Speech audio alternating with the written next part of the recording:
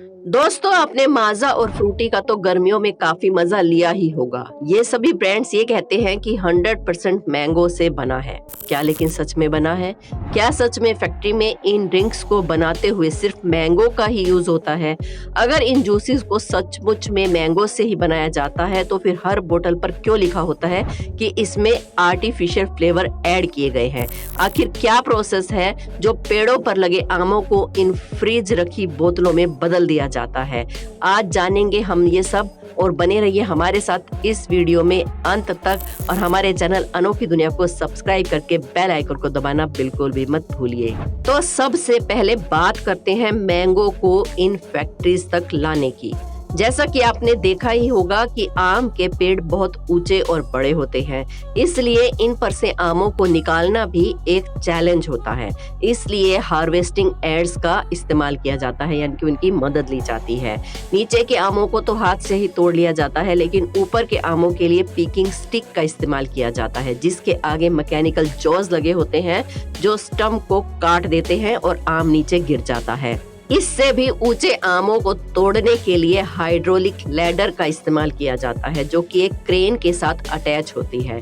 आमों को तोड़ने के बाद सीधा एक ट्रैम्पोलिन में फेंक दिया जाता है, जिसके बाद नीचे गिरे हुए आमों में से स्टम या फिर उसकी डंडियों को रिमूव किया जाता है। आम का फल खुद को लेकर बहुत ही डिफेंसिव होता है, और जैसे ही आप स्टम में से फल को अलग करते हैं अपने डिफेंस के लिए, आम में से एक सैप निकलने लगता है। ये सैप आपके कांटेक्ट में आने से आपकी स्किन जलने लगती है। साथ ही अगर ये सैप आम पर गिर जाए तो उसे भी डैमेज कर सकता है।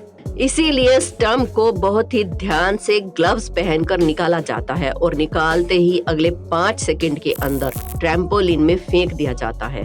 इस ट्रैम्पोलिन पर आने के बाद इस पर केमिकल्स छिड़कते हैं, या फिर इसे 1 मिनट से लेकर 5 मिनट तक पानी में डुबो कर रखा जाता है, ताकि इसके सैप का ये जो टॉक्सिक इफेक्ट है वो कम हो जाए। इसके बाद इन आमों को एक एलिवेटर लैडर पर रख दिया जाता है, जहां से ये एक बॉल बिन की तरफ कलेक्ट होने के लिए बढ़ते हैं।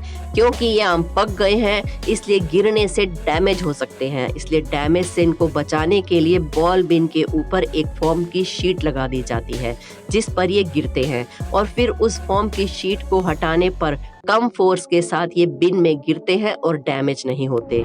इसके बाद इन्हें स्टोर करने के लिए बड़े बड़े स्टोर हाउस में ले जाया जाता है, और यहाँ फिर से फाइनली जूस बनाने के लिए फैक्ट्री में भेज दिया जाता है। ट्रक भरकर आम जब फैक्ट्री में आते हैं तो उन्हें अनलोड करने के बाद इन्हें एक वॉशिंग प्रोसेस से गुजारा जाता है, जिसमें पानी में बहते बहते ये आम फैक्ट्री के अंदर आते हैं। इसके बाद एक सेकंड वॉश प्रोसेस भी होता है, जिसमें पानी के साथ साथ रोलर्स का भी सहारा लिया जाता है, ताकि आम हर तरफ से अच्छे से क्लीन हो सके। इसके बाद इन आमों को एक प्री हीटिंग और सॉफ्टनिंग प्रोसेस के लिए गर्म पानी में 3 से 5 मिनट तक रखा जाता है।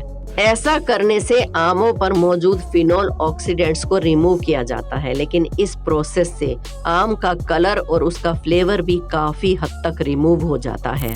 फिर ये आम साफ होने के बाद कन्वेयर बेल्ट पर चलते हुए रोलर्स पर गिरते हैं, जिसके आसपास फैक्ट्री के कर्मचारी मौजूद होते हैं।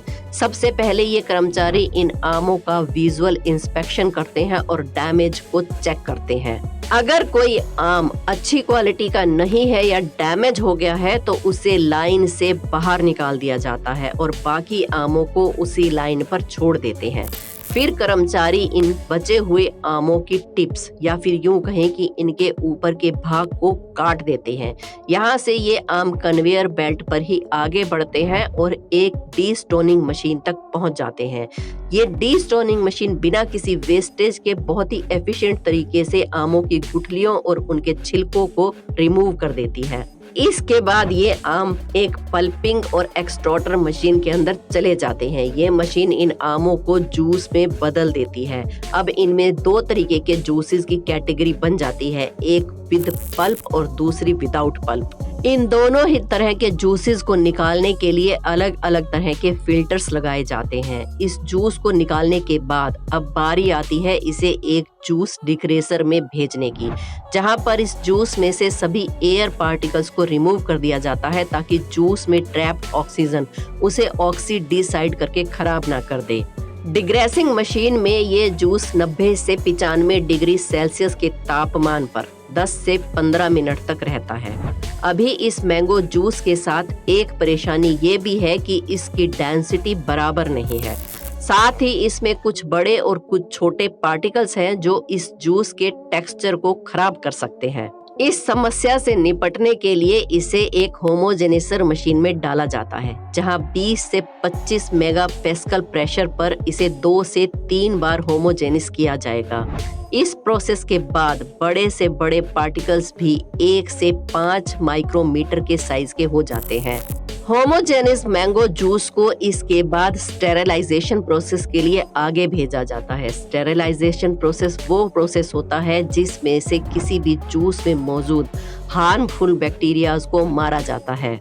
इस जूस को स्टेरिलाइजेशन मशीन में डालकर 62 से 85 डिग्री सेल्सियस के बीच कई साइकिल्स में हीट किया जाता है और फिर जल्दी से उसे ठंडा भी कर लिया जाता है। इस पूरी प्रोसेस से जूस की सेल्फ लाइफ काफी बढ़ जाती है। इस जूस को इसके बाद बड़े बड़े स्टोरेज टैंक में स्टोर करके रख लिया जाता है ताकि जब सीजन खत्म हो जाए तब भी कंपनी के पास बेचने के लिए जूस हमेशा ही रहे। एक तरह से आप ये भी कह सकते हैं कि आप जो जूस पी रहे हैं वो फ्रेश नहीं है, बल्कि हो सकता है उसे 6 से 7 महीने पहले फैक्ट्री में बनाया गया हो।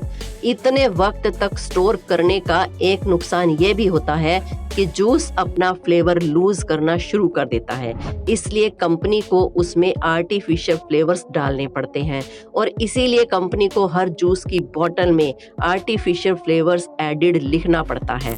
इसलिए नहीं क्योंकि ये जूस असली आम से नहीं बनता, बल्कि इसलिए क्योंकि इतने वक्त तक स्टोर होने के कारण ये मैंगो जूस अपना फ्लेवर लूज करना शुरू कर देता है, यानी कि इसका फ्लेवर कम होना शुरू हो जाता है। फिर इसके बाद इस जूस को फैक्ट्री के बोटलिंग प्लांट की तरफ भेज दिया जाता है, जहां सारा प्रोसेस ऑटोमेटिक होता है। मशीन सबसे पहले बोतल को धोकर अच्छे से स्टेरलाइज कर लेती है। उसके बाद इन बोतल्स में जूस को भरकर कैप्स भी एक ऑटोमेटिक मशीन लगा देती है। आखिर में इन बोतल्स पर लेबलिंग कर दी जाती है और ये जूस आपके फ्रिज तक आने के लिए अब पूरी तरह से तैयार है। तो दोस्तों, देखा आपने कि कितनी मेहनत से एक आम से फ्रूट जूस बनाया जाता है और कितने स्टेप्स के बाद ये आप तक पहुंचता है। उम्मीद है आज के वीडियो में आपने आज कुछ नया जरूर सीखा होगा।